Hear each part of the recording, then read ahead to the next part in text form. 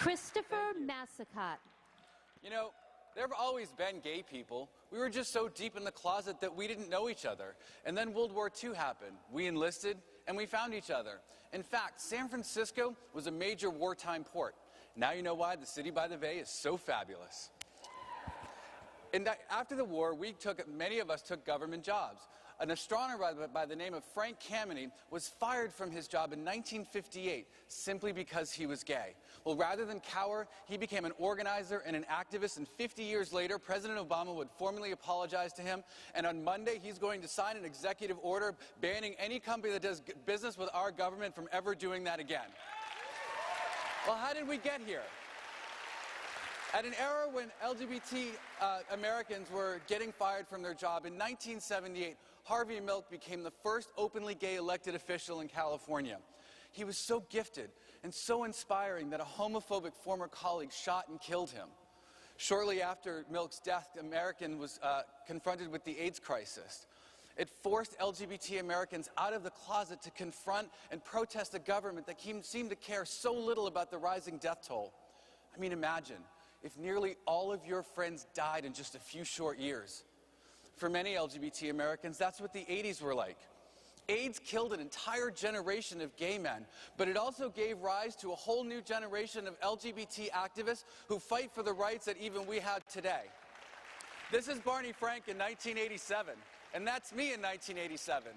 Barney came out that year, and he was reelected another 12 times. I'm from Massachusetts. That was the first time I had ever heard about gay people, and he was in a place of power. And since then, our ranks in Washington have swelled. We have 7 members of the House and 1 senator from places you wouldn't even imagine, like Riverside, California, Wisconsin, and even Arizona. But we have a lot of work to do. We only have 2 women and only 1 person of color, and no Republicans.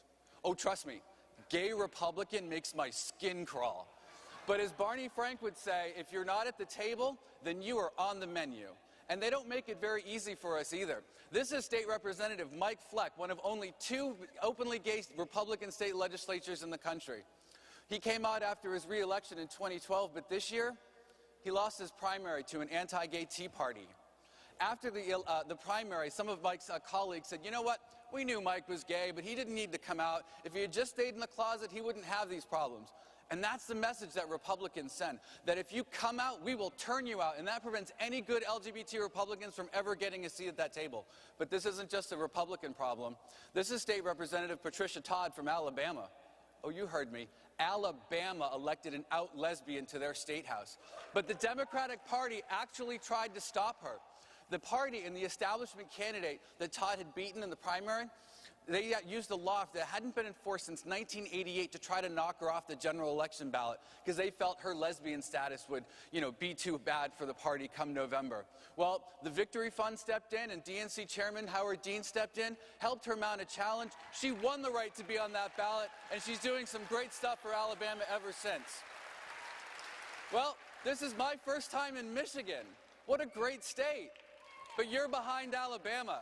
You don't have any openly LGBT state legislators, but you're going to change that. These are the 4 candidates that the Victory Fund is getting behind that are going to make history in November in Michigan.